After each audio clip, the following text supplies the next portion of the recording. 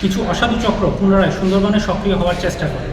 তবে সুন্দরবনকে দস্যুমুক্ত করার দৃঢ় সংকল্পকে ইতিমধ্যে কোস্টগার্ড বিশেষ সাঁড়াশি অভিযান আরম্ভ করেছে।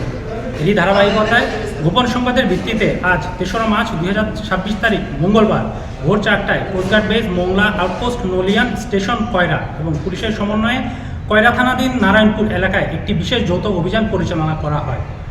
উক্ত অভিযানে সুন্দরবনের কুখ্যাত ডাকাত বড় জাহাঙ্গীর বাহিনীর সক্রিয় সদস্য আফজাল সর্দারকে আটক করা হয়।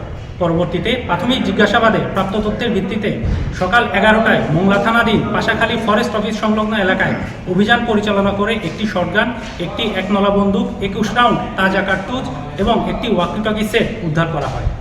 নির্বাচনী পরবর্তী সময়ে কোস্টগার্ডের নেতৃত্বে সুন্দরবনে যৌথ অভিযান শুরু হলে উক্ত ডাকাত সদস্য আতঙ্কিত হয়ে উদ্ধারকৃত অস্ত্র ও গোলাবারুদ সমূহ উক্ত এলাকায় পুঁতে রেখে কয়রায় নারায়ণপুর এলাকায় আত্মগোপন করে বলে জানা যায়।